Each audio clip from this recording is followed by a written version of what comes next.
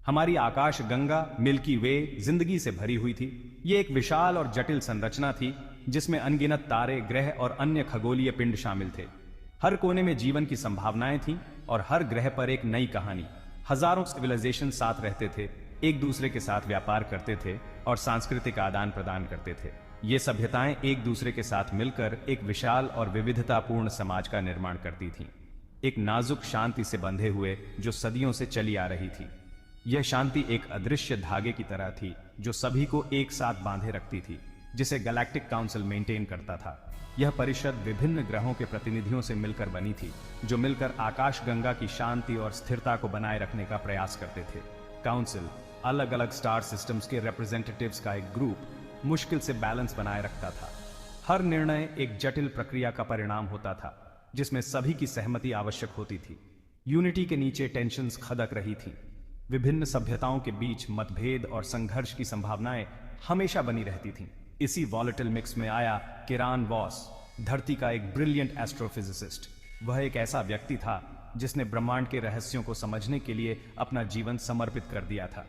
उसके पास एक ऐसा दिमाग था जो कॉस्मोस के सीक्रेट्स खोल सकता था। उसकी खोजें और अवलोकन हमेशा से ही अद्वितीय और महत्वपूर्ण रहे थे। किरान ने एक आने वाली कैटास्ट्रोफी देखी, एक ऐसी घटना जो पूरे आकाश गंगा को हिला सकती थी। यह एक कॉस्मिक स्टॉर्म था जो गैलेक्टिक सिविलाइजेशन के डेलिकेट फैब्रिक को फाड़ने की धमकी दे रहा था। यह तूफान इतना शक्तिशाली था कि यह सभी सभ्यताओं को नष्ट कर सकता था। किरान ने इस खतरे को गंभीरता से लिया और तुरंत कार्रवाई करने का निर्णय लिया। अपने विजन से परेशान किरान जानता था कि उसे कुछ करना होगा। उसने अपने ज्ञान और संसाधनों का उपयोग करके एक योजना बनाई। अनगिनत जिंदगियों का सर्वाइवल उसके कंधों पर था। वह जानता था कि अगर उसने कुछ नहीं किया तो परिणाम विनाशकारी हो सकते थे। उसने अपनी कंसर्न्स गैलेक्टिक काउंसिल के सामने रखने का फैसला किया। यह एक कठिन निर्णय था, लेकिन उसे विश्वास था कि यह सही था। यह एक डेस्परेट गैम्बल था, इंपेंडिंग अपोकलिप्स को रोकने के लिए टाइम के खिलाफ एक रेस। काउंसिल के सदस्यों को समझाना आसान नहीं था, लेकिन किरान ने हार नहीं मानी। आकाश गंगा का फेट अधर में लटका हुआ था। किरान और गैलेक्टिक काउंसिल के प्रयासों पर ही निर्भर था कि क्या वे इस विनाशकारी तूफान को रोक पाएंगे या नहीं। काउंसिल चेंबर एक्टिविटी से भरा हुआ था। हर कोने में अलग अलग ग्रहों से आए प्रतिनिधि अपनी चिंताओं और विचारों को साझा कर रहे थे। यह एक ऐसा दृश्य था जो किसी भी बाहरी व्यक्ति को चकित कर सकता था। हजारों दुनिया के एम्बेसडर्स बहस कर रहे थे। हर कोई अपनी बात को सबसे महत्वपूर्ण साबित करने की कोशिश में लगा हुआ था। यह एक ऐसा माहौल था जहां हर आवाज गूंजती थी, लेकिन शायद ही कोई सुनी जाती थी। किरान उनके सामने खड़ा था, कंप्लेसेंसी की टाइड के खिलाफ एक अकेली आवाज। उसकी आंखों में चिंता और दृढ़ता का मिश्रण था। वह जानता था कि उसे अपनी बात को स्पष्ट और प्रभावी ढंग से प्रस्तुत करना होगा। उसने अपनी चिलिंग प्रेडिक्शन बताई। कॉस्मिक एनर्जी की एक वेव, एक गैलेक्टिक सुनामी आ रही थी। यह कोई साधारण घटना नहीं थी, बल्कि एक ऐसी आपदा थी जो पूरे आकाश गंगा को हिलाकर रख देगी। यह आकाश गंगा को निगल जाएगी, अपने पीछे डिस्ट्रक्शन छोड़ जाएगी। यह एक ऐसी शक्ति थी जिसे नजरअंदाज नहीं किया जा सकता था, लेकिन किरण को पता था कि उसे इस विनाशकारी लहर के बारे में और अधिक विस्तार से समझाना होगा। उसने यूनिटी के लिए, इनएविटेबल के लिए प्रिपेयर करने के लिए कलेक्टिव एफर्ट की प्ली की।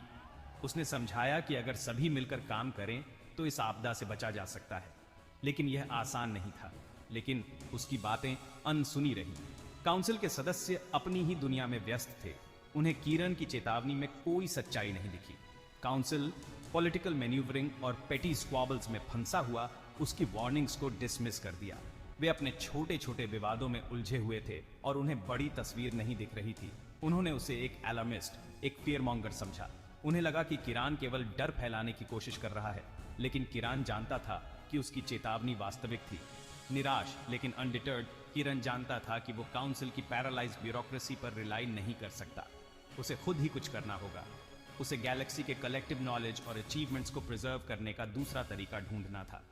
उसने सोचा कि अगर काउंसिल उसकी बात नहीं मानेगी तो उसे खुद ही समाधान निकालना होगा।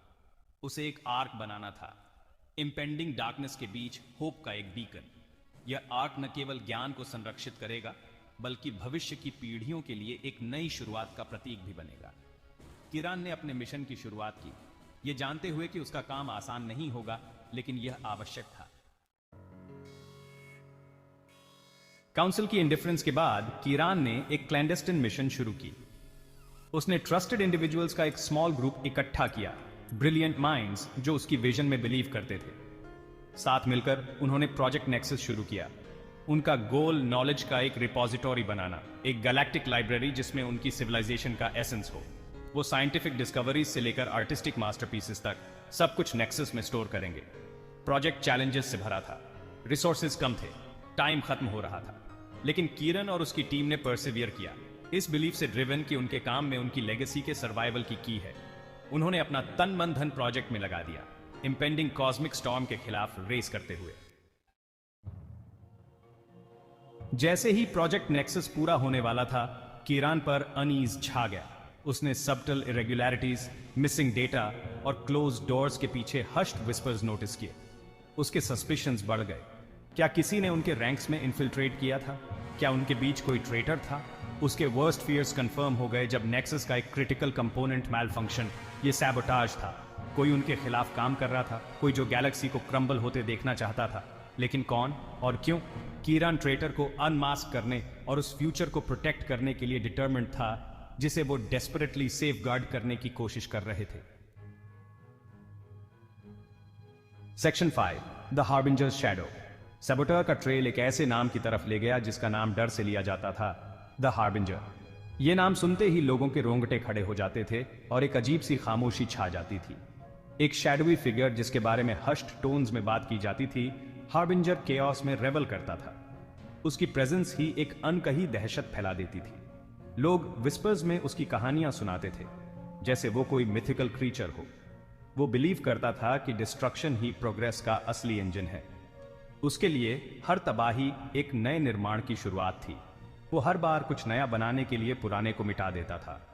गैलेक्टिक सुनामी उसकी नज़र में एक डिजास्टर नहीं बल्कि एक अपॉर्चुनिटी थी। वो इसे एक कॉस्मिक रीसेट बटन की तरह देखता था जिससे वो गैलेक्सी को अपनी मर्जी से शेप कर सके, गैलेक्सी को अपनी इमेज में रीशेप करने का एक अपॉर्चुनिटी। हार्बिंजर का विजन एक ऐसी दुनिया का था जहां सब कुछ उसके कंट्रोल में हो। वो हर चीज को अपने हिसाब से मोल्ड करना चाहता था। हार्बिंजर के एजेंट्स हर जगह थे। उसका इन्फ्लुएंस पावर के हाईएस्ट लेवल्स तक फैला हुआ था। वो हर जगह अपनी पकड़ मजबूत कर रहा था और उसके एजेंट्स हर जगह उसकी मर्जी से काम कर रहे थे। कीरन को चिलिंग सर्टेनिटी के साथ रियलाइज हुआ कि हार्बिंजर सिर्फ नेक्सस को डिस्ट्रॉय करने से संतुष्ट नहीं था। वो नेक्सस के हर सीक्रेट को जानना चाहता था और उसे अपने फायदे के लिए यूज करना चाहता था। वो इसे कंट्रोल करना चाहता था, इसके नॉलेज को अपने नेफेरियस पर्पसेस के लिए यूज करना चाहता था। हार्बिंजर का अल्टीमेट गोल था एब्सोल्यूट पावर और वो किसी भी हद तक जाने को तैयार था। Section 6, flight to the unknown. Harbinger के एजेंट्स के पास आने के साथ कीरान और उसकी टीम को एक डेस्परेट डिसीजन लेना पड़ा। उन्हें नेक्सस को मूव करना था, उसे एक ऐसी जगह हाइड करना था जहां हार्बिंजर उसे कभी ना ढूंढ सके। एक क्लोकिंग टेक्नोलॉजी यूज करके जो उन्होंने डेवलप की थी, उन्होंने नेक्सस के एनर्जी सिग्नेचर को मास्क कर दिया। ये अपने लोकेशन से वैनिश हो गया, स्पेस की वास्टनेस में डिसअपीयर हो गया। वो भाग गए, अपनी ही गैलेक्सी में नोमैड्स बन गए। उन्होंने ट्रेचरस नेबुले से ट्रैवल किया और डाइंग स्टार्स के पास से गुजरे। हर समय हार्बिंजर की परसूट उनके हर मूव पर शैडो करती रही। Section 7, the harbingers game. ये चेस कैट एंड माउस का एक डेडली गेम बन गया। हार्बिंजर अपने प्रे के साथ टॉइंग करते हुए गैलेक्सी में डिस्ट्रक्शन का ट्रेल छोड़ गया। उसने कोलैप्स के ब्रिंक पर मौजूद वर्ल्ड्स को टारगेट किया, उनकी वल्नरेबिलिटीज का फायदा उठाकर और केओस फैलाया और कीरान को बाहर निकालने की कोशिश की। वो बिलीव करता था कि कीरान अपनी एम्पैथी से ड्रिवन इन वर्ल्ड्स को सेव करने के लिए सब कुछ रिस्क करेगा। हार्बिंजर ने कीरान के रिजॉल्व को अंडर एस्टिमेट किया। जबकि कीरान और उसकी टीम हार्बिंजर के केओस का काउंटरैक्ट करने के लिए टायरलेसली काम करते रहे, उन्होंने अपने अल्टीमेट गोल से नजर नहीं हटाई, नेक्सस के लिए एक सेफ हेवन ढूंढना। Section 8, a galaxy reborn. Galactic tsunami predict की गई तरह अराइव हुई। रॉ कॉस्मिक एनर्जी की एक वेव मिल्की वे पर छा गई। स्टार्स एक्सप्लोड हुए, प्लैनेट्स रिप अपार्ट हो गए, गैलेक्सी केओस में डूब गई। फिर भी डिस्ट्रक्शन के बीच होप की एक ग्लिमर इमर्ज हुई। नेक्सस में प्रिजर्व किया गया नॉलेज सेफली हिडन अवे एक न्यू बिगिनिंग का सीड बन गया। पास्ट की विजडम से गाइडेड स्कैटर्ड सर्वाइवर्स ने अपनी शैटर्ड सिविलाइजेशंस को रीबिल्ड किया। गैलेक्सी जो कभी एनाइलेशन के ब्रिंक पर थी ने एक रेनेसांस एक्सपीरियंस किया।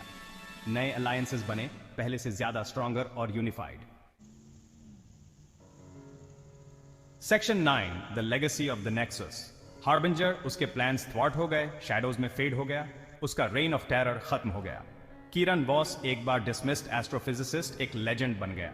नॉलेज की एंड्यूरिंग पावर और ह्यूमैनिटी के अनयील्डिंग स्पिरिट का टेस्टमेंट। नेक्सस उनके कलेक्टिव विजडम का रिपोजिटरी, आने वाली जेनरेशंस के लिए एक बीकन बना रहा। ये लर्नड लेसन्स का रिमाइंडर था। ये ह्यूमन स्पिरिट की रेजिलियंस का टेस्टमेंट था। गैलेक्सी फॉरएवर चेंज्ड, स्टॉर्म से बच गई। डिस्ट्रक्शन की एशेस से एक न्यू एरा की शुरुआत हुई, एक ऐसा एरा जो यूनिटी, नॉलेज और नेक्सस की एंड्यूरिंग लेगेसी से डिफाइन होता है।